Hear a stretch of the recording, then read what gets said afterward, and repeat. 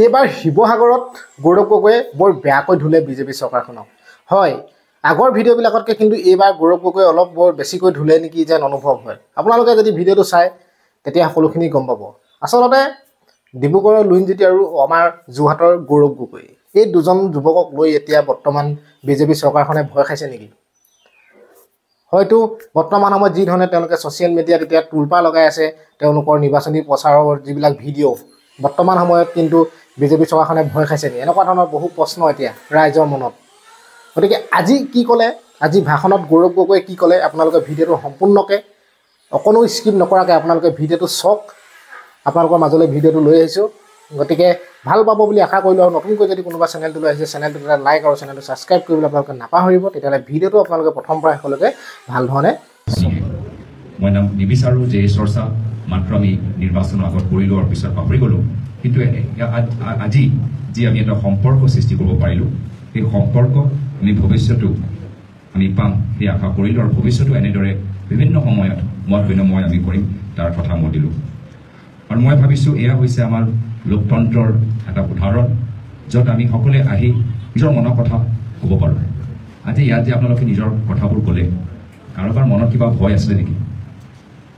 কাৰোতো মনত ভয় নাই, কিন্তু আজি আমি প্ৰতিবাদ কৰিলেহে আজি আমাক পুলিচৰ এটা ভয় এইখন চৰকাৰে আমাৰ হৃদয়ৰ ভিতৰত সোমাই দিয়ে। আৰু যাৰ ফলত যি আইন আমাক ইমান উত্তেজিত কৰিছে, সেই আইনৰ বিৰোধিতা আমি যিদৰে কৰিবলৈ বিচাৰোঁ আমি কৰিবলৈ পৰা নাই। মানে গোটেইটো আমি আবদ্ধ কৰি ৰাখিছোঁ। আমি নিজকে আমি আজি তাৰিখত স্বাধীন হয় নে নহয় ইয়ালৈ এটা প্ৰশ্ন, যেতিয়া আমি নিজৰ মনৰ কথা আমি ৰাজহুৱাভাৱে আমি প্ৰকাশ কৰিব নোৱাৰোঁ। আৰু সেয়া পাৰ্থক্য, সেয়া কথা আপোনালোকক এই ডাঙৰীয়াই কৈ আছে যে আমি লোকতান্ত্ৰিক দেশখন ভৱিষ্যত পাম নে নাপাম। লোকতান্ত্ৰিক দেশত ৰাইজে ৰজা, কিন্তু আমি যি দেশক যি তন্ত্ৰলৈ গৈ আছোঁ সেয়া হৈছে ৰাজতন্ত্ৰলৈ, এই ডিক্টেটাৰশ্বিপ। এই ডিক্টেটাৰশ্বিপত এজন ৰজা থাকে, ৰজা নিজৰ মহলত ৪-৫জন মন্ত্ৰীৰ লগত গোটেইখিনি কথা মহলৰ ভিতৰত আবদ্ধ কৰি সিদ্ধান্ত লয়, আৰু পিছত ৰাইজক মানি ল'ব লাগে। ৰাইজে যদি নামানে ৰাইজক জেললৈ পঠাই দিয়ে। তো এতিয়া নিৰ্বাচন পৰা যিখিনি ভোট তেওঁলোকে পায় সেইটো মাত্ৰ এটা মুখা। বাস্তৱত তেওঁলোকে এতিয়া আমাক ভাৰতৰ ভিতৰত এটা ৰাজতন্ত্ৰ গঢ়ি তুলিবলৈ বিচাৰিছে। আৰু অখিল গগৈ ডাঙৰীয়া কিছু দেশৰ উদাহৰণ দিছে, কিন্তু মই আৰু এটা দেশৰ উদাহৰণ দিবলৈ বিচাৰিছোঁ। এটা হ'ল চীন আৰু দ্বিতীয় হ'ল ৰাছিয়া। চীনৰ ভিতৰতো এটা পাৰ্টি আছে, কিন্তু তাৰ বাহিৰত আৰু কোনো দল নাই। সেয়া পাৰ্টি গোটেইখিনি কথা নিৰ্ধাৰিত কৰে, আৰু তেওঁলোকে আলোচনা ৰাইজৰ লগত নকৰে। তেওঁলোকৰ এটা আলোচনা নিজৰ ভিতৰত আলোচনা হয়, আৰু তাৰপিছত এটাই পাৰ্টি। আৰু যদি কোনোবাই বিৰোধিতা কৰিবলৈ বিচাৰে, যিমানেই ডাঙৰ মানুহ কিয় নহওক, অলপ দিন আগতে আলিবাবাৰ CEO জেক মা, খুব মানে তেওঁ প্ৰভাৱশালী, মানে চাইনাৰ আদানী ভাবি লওক। যেতিয়া তেওঁ নিজৰ মুখখন খুলিবলৈ আৰম্ভ কৰিলে, চৰকাৰৰ অলপ বিৰোধিতা, বেছি নহয় অলপ বিৰোধিতা কৰিব আৰম্ভ কৰিলে, 2-3 মাহৰ কাৰণে সেই মানুহজন নাইকিয়া কৰি দিলে সেইখন চৰকাৰে। এনেকুৱা এটা পৰিস্থিতি আমি তাত দেখা পাইছোঁ। আজি চাইনাৰ ভিতৰত যদি আপোনালোকে এজন ইউনিভাৰ্চিটি ভাইচ চান্সেলৰ হ'বলৈ বিচাৰে, তেতিয়া সেই এটা দলৰ সদস্য হ'ব লাগিব। যদি আপুনি বিউৰক্ৰেচিত আপুনি এম্বেচেডৰ হ'বলৈ বিচাৰে, তেতিয়া সেই দলৰ সদস্য হ'ব লাগিব। মানে সেই দলটোৱে পূৰা চৰকাৰ বা সেই দলখনে পূৰা দেশখন চলে। আজি সেইফালে মই ভাবিছোঁ প্ৰধানমন্ত্ৰী মোদী ডাঙৰীয়া বহুতবাৰ তেওঁ চাইনালৈ গ'ল। গুজৰাটত যেতিয়া মুখ্যমন্ত্ৰী আছিলে বহুতবাৰ চাইনালৈ গ'ল, আৰু চাইনা সেই কথাবোৰ চাই অলপ আকৰ্ষিত হৈছে যে মই আৰু ইমান ক্ষমতা আৰু কেনেকৈ সংৰক্ষণ কৰিব পাৰোঁ। যদি সদনৰ ভিতৰত সাংসদে বেছি উৎপাত কৰি দিয়ে, সাংসদক আমি নিলম্বন কৰি দিওঁ। আজি ভাৰতৰ ইতিহাসৰ সংসদীয় ইতিহাসৰ যিমান আমি দেখা পাইছোঁ, কেতিয়াও একে সময়ত ইমানবোৰ সাংসদসকলক নিলম্বন কৰা নাই। যিমান যোৱা আমাৰ সেই যেতিয়া পাৰ্লামেণ্টৰ ভিতৰত 2-3জন যে যুৱক সোমাই গৈছিলে, সেই সময়ত আমি সকলো স্পষ্টীকৰণ বিচাৰিছিলোঁ চৰকাৰৰ ফালৰ পৰা, কিন্তু আমাক স্পষ্টীকৰণ দিয়াতকৈ আজি প্ৰায় 150জন সাংসদসকলক তেওঁলোকে নিলম্বিত কৰি তেওঁলোকে বিল পাছ কৰি গ'ল। তো পাৰ্লামেণ্ট থাকিলে কিয়, সদন থাকিলে কিয়? এনেকুৱা এটা সময় মই দেখিছোঁ যে আমাৰ মুখ্যমন্ত্ৰী হিমন্ত বিশ্ব শৰ্মা ডাঙৰীয়াও প্ৰধানমন্ত্ৰী মোদী ডাঙৰীয়াক অনুকৰণ কৰি এনেকুৱা এটা সময়ত অসমতো হ'ব যে আমি কথাখিনি কৈ থাকিলোঁ, কিন্তু কথাখিনি একো বজন নাই বা কথাখিনি একো মূল্য নাই, আমাক নিলম্বিত কৰি দিব, আৰু তেওঁলোকে যি পাছ কৰিব লাগে পাছ কৰি থাকিলে। এতিয়া পাৰ্লামেণ্ট মাতিছে কিয়, বিধানসভাৰ নামত কিয় ৰাখিছে? এনেকুৱা পৰিস্থিতিলৈ আমি গৈ আছোঁ। আৰু যাৰ ফলত আজি কা আইনটো এনেকৈ আনিলে, কা আইন আমি ইমান বিৰোধিতা কৰাৰ পিছতো তেওঁলোকে এনেকৈ আমাৰ ওপৰত জাপি দিছে। তো সেইকাৰণে আজি তাৰিখত আমি ভাবিব লাগিব যে আমি নিজৰ ল'ৰা ছোৱালী কোনখন অসমত ডাঙৰ হোৱাটো বিচাৰোঁ। কোনখন ভাৰত দেশত আমি ডাঙৰ হ'বলৈ বিচাৰোঁ য'ত যুৱক হ'ব নোৱাৰে যিহেতু যুৱকৰ চিন্তাধাৰাই সংগ্ৰামী যুৱকৰ চিন্তাধাৰাই অলপ বেলেগ ধৰণৰ কিন্তু নিজৰ সেই যে স্বাধীন চিন্তাধাৰা তেওঁলোকে প্ৰকাশ কৰিব নোৱাৰে সেইটো কি দেশত তেওঁৰ জন্ম হৈছে তো আমি নিবিচাৰোঁ যে আমাৰ ভৱিষ্যতৰ আমাৰ ল'ৰা ছোৱালী ডাঙৰ হয় তেওঁলোকে এটা বিশেষ দলৰ গোলাম হ'ব নালাগে তেওঁলোকে নাগৰিক হ'ব লাগে আমি সচেতন নাগৰিক হোৱাটো বিচাৰোঁ আমাৰ সমাজৰ ভিতৰত আমি সকলোৱে সচেতন নাগৰিক হ'বলৈ বিচাৰোঁ কোনো বিশেষ দলৰ গোলাম হ'বলৈ আমি আহা নাই কিন্তু তাৰ ফলে আমাক ঠেলি দিছে আমাৰ দিনত আমি কওঁ যে আমাৰ সংবিধানে আমাক কি অধিকাৰ দিয়ে কি ৰাইটছ দিয়ে সংবিধানৰ জৰিয়তে আমাৰ কি অধিকাৰ আছে কিন্তু আজি তাৰিখত তেওঁলোকে অধিকাৰৰ কথাই নাপাতে তেওঁলোকে কি কয় তোমালোকৰ কি কৰ্তব্য আছে কি কৰিব লাগে তোমাক আজি যে সেই কৰ্তব্য পথ তেওঁলোকে নাম সলনি কৰিছে সেইটো তেওঁলোকৰ চিন্তাধাৰা কি এতিয়া নাগৰিক সমাজ এটা বিশেষ দলৰ গোলাম হৈ সেই দলে যি নিৰ্দেশ দিব নাগৰিক সমাজৰ বা নাগৰিকসকলৰ কৰ্তব্য যে নিৰ্দেশটো পালন কৰিব লাগে তো সেইকাৰণে কেতিয়াবা লাইন পাতি বেংকৰ পৰা পইচা লোৱা কেতিয়াবা গধূলি এটা বিশেষ সময়ত মানে থালি বজোৱা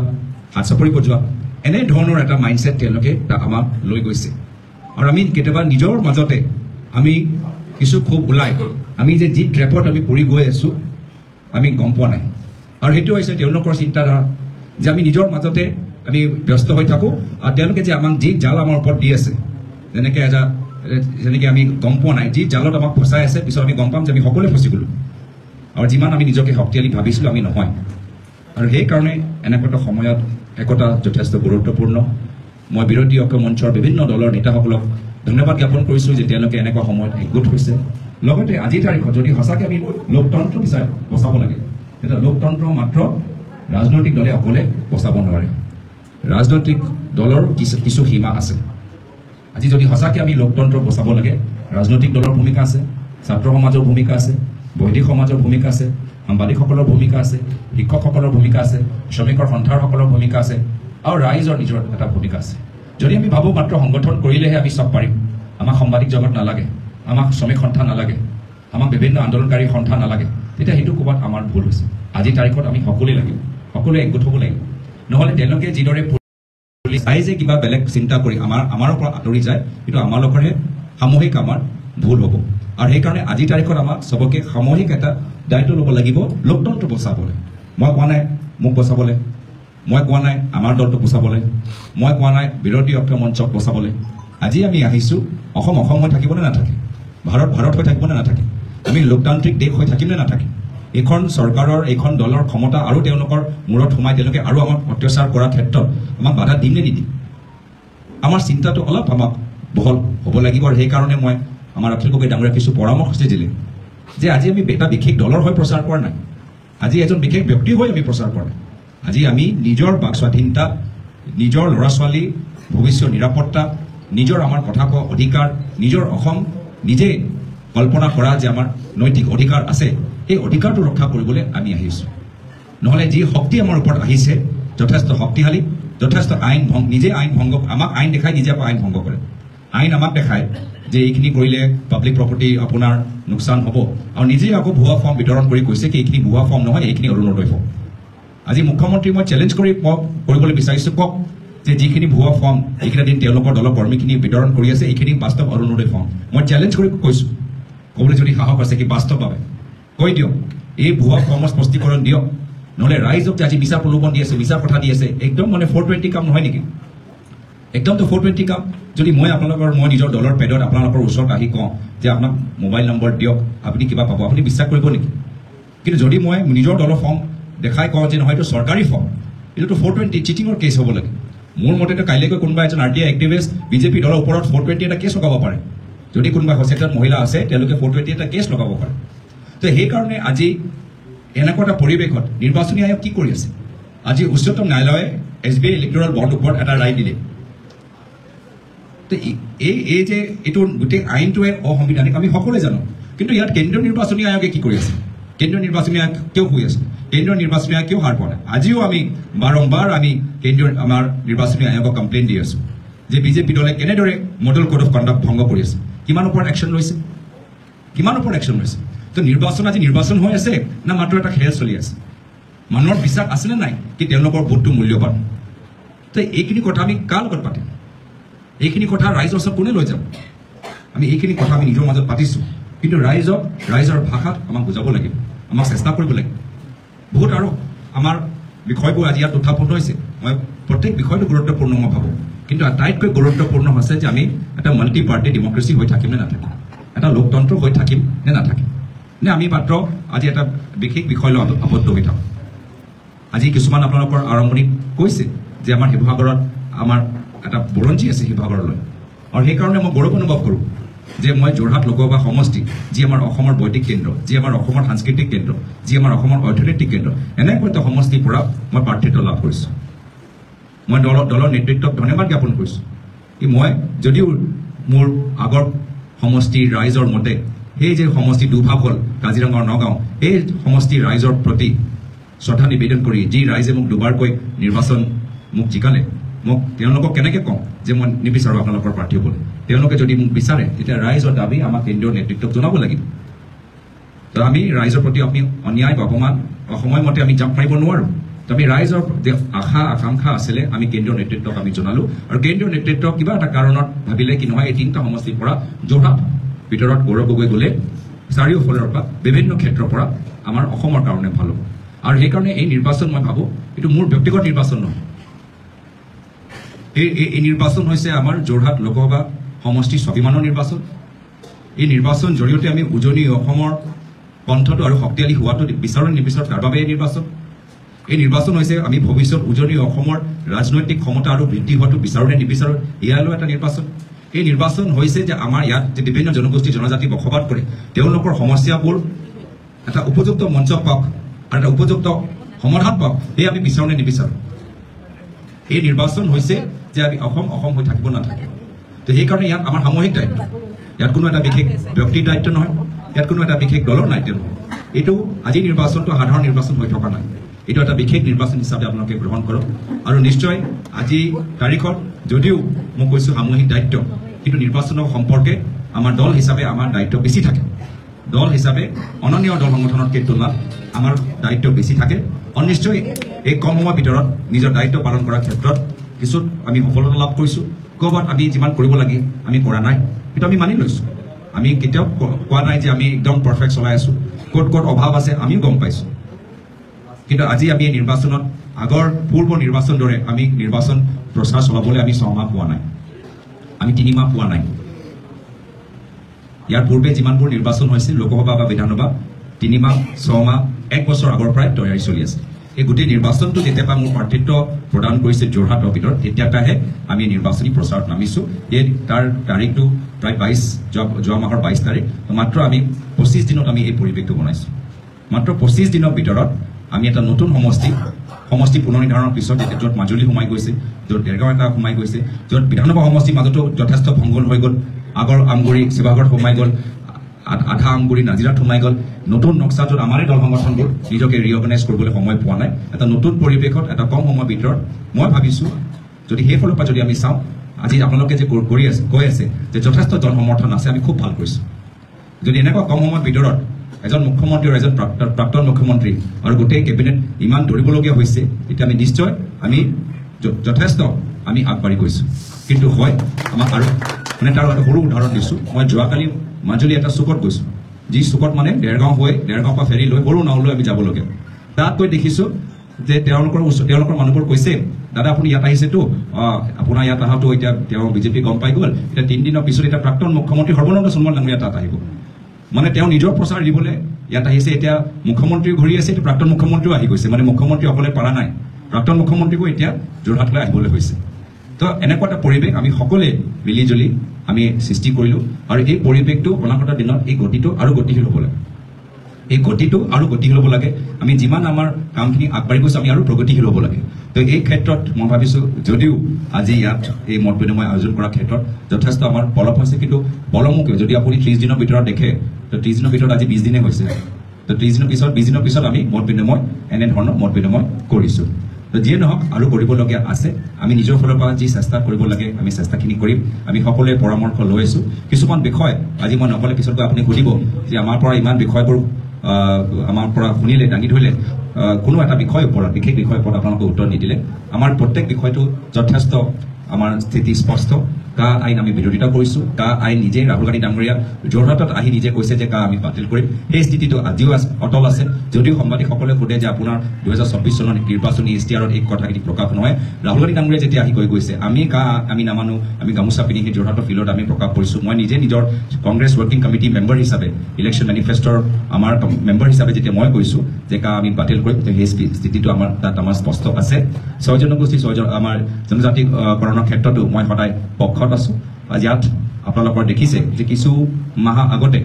আমাৰ বৰ্তমান অসমৰ মুখ্যমন্ত্ৰীয়ে ক'লে যে যদি 6টা জনগোষ্ঠী জনজাতিকৰণ দিয়া যায় তো যিসকল আজি তাৰিখৰ জনজাতিকৰণৰ মৰ্যাদাটো পাইছে তেওঁলোকৰ মাজত যথেষ্ট ক্ষোভ প্ৰকাশ হ'ব আৰু সেইটোৱে তেওঁলোকে কাৰণ দেখালে আমাক বাধা দিয়া ক্ষেত্ৰত মই ভাবিছোঁ সেইটোৱে যদি সেই বিষয়ৰ ওপৰত আমি জোৰ দিওঁ তাৰ পৰা আমি ৰাস্তা ওলাব পাৰোঁ তাৰ পৰা আমি ৰাস্তা ওলাব পাৰোঁ যে আমি 6 জনগোষ্ঠী আমাৰ যিসকল জনজাতি ষ্টেটাছটো আছে তেওঁলোকৰ লগত আলোচনা কৰি আমি এটা ফৰ্মুলা আমি ওলাব পাৰোঁ আৰু তেওঁলোকেও কৈছে যে আমাৰ একো আপত্তি নাই আৰু যিসকল আমি 6টা জনগোষ্ঠী জনজাতিকৰণ কৰিছোঁ আমিও কৈছোঁ মই বিভিন্ন সময়ত বেলেগৰ লগত কথা পাতিছোঁ আমিও কৈছোঁ যে যিসকলে ST ষ্টেটাছ আছে আমি তেওঁলোকৰ ফালৰ পৰা ল'বলৈ বিচৰা নাই আমি তেওঁলোকৰ ফালৰ পৰা তেওঁৰ যিমান অধিকাৰ আছে তেওঁলোকে সেইখিনি পাই থাকক আমি তেওঁলোকৰ ফালৰ পৰা ল'ব বিচৰা নাই আমি এটা স্পেচ বনাই আমি তাৰ পৰা আমি নিজৰ সুবিধাবোৰ ল'বলৈ বিচাৰিছোঁ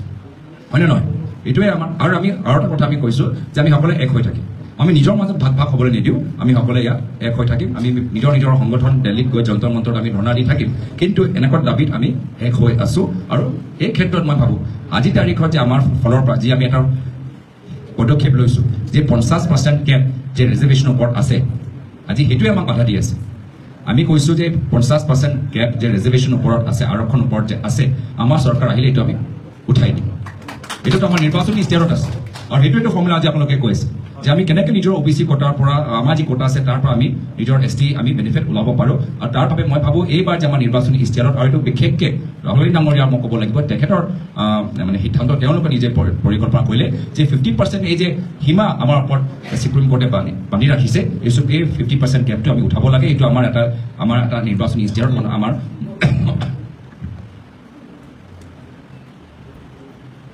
এটা গুৰুত্বপূৰ্ণ বিষয় আমি নিজৰ নিৰ্বাচনী ইস্তাৰত আমি প্ৰকাশ কৰিছোঁ মই ভাবোঁ এই জৰিয়তে আমাক যথেষ্ট আমাক সহায় হ'ব দ্বিতীয় ক্ষেত্ৰত আমাক আৰু কি সহায় কৰিব যে আজি তাৰিখত আমি কৈছোঁ যে সামাজিক আৰ্থিক আমি জনগোষ্ঠী জনজাতি জনগণনা কৰিম য'ত আমি পুনৰবাৰ RGI যোগেদি আমাৰ ওচৰত তথ্য আমি দিছোঁ আমি গোটেইখিনি কথাবোৰ আমি প্ৰকাশ কৰিছোঁ তথাপিও আমি দেখাব পাৰিম এটা কাষ্ট চেন্সাছ জৰিয়তে যে কিমান সামাজিক ক্ষেত্ৰত আমি বেলেগ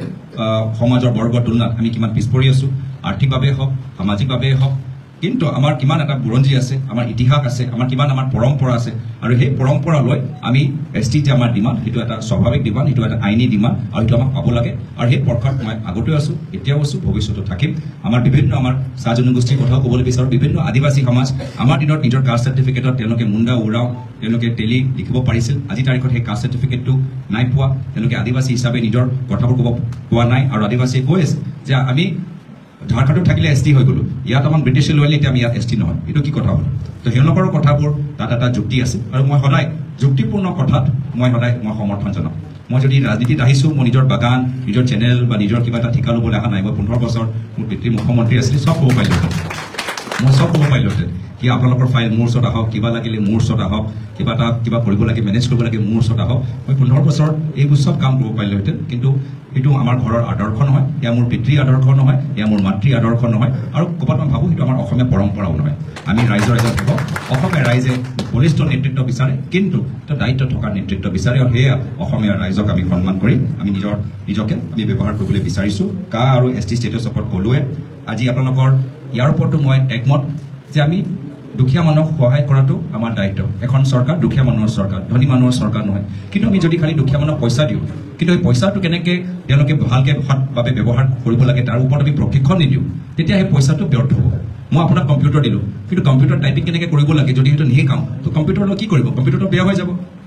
মই যদি আপোনালোকক আজি মেথছৰ কিতাপ দিলোঁ ল'ৰা ছোৱালীক মেথছৰ কিতাপ দিলোঁ মেথছৰ কিতাপ লিখিলোঁ কিন্তু মেথছটো মই নিশিকালোঁ ইকুৱেশ্যনটো নিশিকালোঁ কিন্তু মেথছৰ কিতাপ লৈ কি কৰিব তো আজিও এখন চৰকাৰ এটা ভুল এটা নীতি কৰি আছে যে মানুহক টকা দিছে কিন্তু সেই টকা লৈ তেওঁলোকে নিজৰ উপাৰ্জন কেনেকৈ বৃদ্ধি কৰিব পাৰে তাৰ লৈ যি পৰিৱেশ গঢ়ি তুলিব লাগে কৃষি ক্ষেত্ৰত এই যিখিনি টকা পাইছে কৃষি ক্ষেত্ৰত আৰু কেনেকৈ প্ৰগতিশীল হ'ব পাৰে তাৰ ওপৰত তেওঁলোকে চিন্তা কৰা নাই এই ক্ষেত্ৰত আমি কাম অলপ ইয়াতকৈ বৰ্তমান চৰকাৰ বেছি ভালকৈ কৰিছোঁ আমি আন্তঃৰাষ্ট্ৰীয় সংগঠনৰ লগত আমি আমাৰ অসমৰ যিসকলে মাছৰ ব্যৱসায় কৰে এটা সময়ত তেওঁলোকে মাছৰ পোনাবোৰ বেংগলৰ আনিবলৈ হৈছিল কিন্তু আমি ৱৰ্ল্ড বেংক আৰু প্ৰজেক্টৰ লগত আমি ট্ৰেইনিং প্ৰগ্ৰাম আৰম্ভ কৰি মাছৰ পোনা ব্যৱহাৰ মাছৰ পোনা আমি অসমৰ ভিতৰত কেনেকৈ উৎপাদন কৰিব পাৰোঁ সেইখিনি আমি কথাবোৰ আমি শিকোৱাৰ পিছত বৰপেটা নামনি অসম এতিয়া চাৰিওফালে মানুহে নিজে এতিয়া ব্যৱহাৰত সোমাইছে আৰু বেংগলৰ পৰা আমাক আৰু ইম্পৰ্ট কৰিবলৈ অহা নাই আমিহে লাগিলে এতিয়া এক্সপৰ্ট কৰোঁ আৰু সেইকাৰণে এইখিনি কথা আজি অলপ মোৰ অসমীয়া ভাল হ'লে সেইকাৰণে ভালকৈ বুজাব পাৰোঁ এই সময়ত অসমীয়া ইমান ভাল নাছিলে সেইকাৰণে মাছৰ পোনা কোৱা ক্ষেত্ৰত মতা মাছ মাইকী মাছ ওলাই গ'ল এতিয়া চবে মানে হাঁহিলে কিন্তু মাছৰ পোনা কেনেকৈ হ'ব যদি মতা মাইকী নাথাকে যিয়ে হওক মাছৰ পোনা কেনেকৈ হ'ব তেতিয়া বহুতে আমাৰ এটা বিশেষ চেনেল যে আজি আমাক বেয়া পায় যে আমি তেওঁক বয়কট কৰিলোঁ তেওঁলোকেহে বজাৰত গৈ আমাক দেখাবলৈ বিচাৰিছিলে মাছৰ বেপাৰী সুধিছিলে এইটো মতা মাছ নে মাইকী মাছ নে খুব তেওঁলোকে কথাবোৰ কৈছিলে এতিয়া যেতিয়া আমি সেই চেনেলটোৱে লাহে লাহে সাংবাদিকতা নকৰে আমি তেওঁলোকক অলপ সাংবাদিকৰ যি এটা সন্মান দিওঁ আমি নাই দিয়া এতিয়া তেওঁলোকে বেয়া পাইছে আমাক আৰু এটা বিশেষ পৰ্টেল যি আগতে সাংবাদিকতা কৰিছিলে আজি নতুন কোনোবা নতুন আহি গৈছে নেকি ওপৰত বহিবলৈ তাৰপিছৰ পৰা তেওঁ গোটেই সুৰটোৱে সলনি হৈ গ'ল তো এতিয়া তেওঁলোকে অলপ আমাক বেয়া পাইছে বেয়া পাবলৈ নাই আমি সংবাদ জগতত প্ৰত্যেক সাংবাদিকতা বাস্তৱ সাংবাদিকতা কৰা অনুষ্ঠানক ব্যক্তিক আমি সন্মান কৰোঁ কিন্তু যিসকলে সংবাদৰ নাম লৈ কিন্তু কাম কৰিছে চৰকাৰী মুখপাত্ৰ তো চৰকাৰী মুখপাত্ৰ হিচাপে বা এটা বিশেষ দলৰ মুখপাত্ৰ হিচাপে কাম কৰিছে এটা এটা বিশেষ দলৰ মুখপাত্ৰ হিচাপে আমাৰ ফালৰ পৰা আমাৰ প্ৰতিক্ৰিয়াটো থাকিব তো ST UCC কৰ্ম সংস্কৃতিৰ ওপৰত ক'লোঁ আৰু মই আটাইতকৈ ভাল লাগিলে যে আমাৰ মহিলা আমাৰ কি আছিলে বাইদেউৰ নাম পদ্মা চেতিয়া খুব ভাল পালোঁ যে তেওঁ মহিলা সুৰক্ষাৰ ওপৰত ক'লে মহিলা সুৰক্ষাৰ ওপৰত মই দেখিছোঁ সঁচাকৈ এটা ডাঙৰ বিষয় কিন্তু আমি এই বিষয়টো লৈ ক'তো আমি আলোচনা আমি কৰা নাই মই সেই কথাটোৱে মই বুজি পোৱা নাই নিৰ্বাচনত কি হৈছে এই গোটেই যোৰহাট লোকসভা নিৰ্বাচনত যোৰহাটৰ ৰাইজৰ কি আস্থা যোৰহাটৰ মহিলা সমাজে কি বিচাৰে মহিলা নাগৰিকে কি বিচাৰে যোৰহাটৰ যুৱ সমাজে কি বিচাৰে সেইখিনি আমি আলাপ আলোচনা আমি কৰা নাই গৌৰৱ গগৈ খুৰা প্ৰাক্তন সাংসদ গগৈ ঘৰলৈ যোৱা নাই সেইটো এটা ডাঙৰ বিষয় গৌৰৱ গগৈ এজন বিদেশী ছোৱালীক বিয়া কৰিলে সেইটো এটা ডাঙৰ বিষয় মই বিদেশী ছোৱালীক বিয়া কৰিলোঁ নে অসমীয়া ছোৱালী বিয়া কৰিলোঁ সেইটো এই নিৰ্বাচনৰ লগত কি সম্পৰ্ক আছে নিৰ্বাচনৰ লগত একো সম্পৰ্ক নাই আৰু নিৰ্বাচনৰ সময়ত যদি আমি ৰাইজৰ মূল কথাবোৰ নাপাতিম আলোচনা নকৰিম চৰকাৰৰ পৰা দায়িত্ব নিবিচাৰিম চৰকাৰৰ পৰা প্ৰতিক্ৰিয়া নিবিচাৰিম চৰকাৰৰ পৰা পৰিকল্পনা নিবিচাৰিম তেতিয়া কেতিয়া বিচাৰিম তাৰপিছততো আপোনালোকে কোৱাৰ দৰে এতিয়াহে ৰাইজে ৰজা হৈছে পিছতকৈতো ৰাইজে গোলাম হৈ যাব মনে মনে থাকিব লাগিব এতিয়াহে আপোনালোকৰ শক্তি আছে কি সুধিবলৈ যে মহিলা সুৰক্ষাৰ ওপৰত বিভিন্ন দল সংগঠন প্ৰাৰ্থীসকলে কি কৰিবলৈ বিচাৰে কিমান চিন্তা কৰিছে কিমান বিবেচনা কৰিছে কিন্তু আজিৰ তাৰিখত মোৰ দুখৰ কথা 5 বছৰত এবাৰ সাধাৰণ নিৰ্বাচন আহে যোৰহাট লোকসভা নিৰ্বাচনত যদি এই নিৰ্বাচনৰ পিছত 5 বছৰলৈকে আপোনালোকে নিজৰ সংসদীয় প্ৰাৰ্থীগৰাকী বা প্ৰতিনিধিগৰাকী সলনি কৰিব নোৱাৰিব এই অধিকাৰ 5 বছৰলৈকে নাপাব পিছলৈকে পায় নে নাপায় বেলেগ কথা 5 বছৰলৈকে নাপাব আৰু আজিৰ তাৰিখত যোৰহাট লোকসভা সমষ্টি মানুহৰ বাস্তৱিক কথাৰ ওপৰত আমি আলোচনা কৰাই নাই বা প্ৰকাশ হ'বলৈ দিয়াই নাই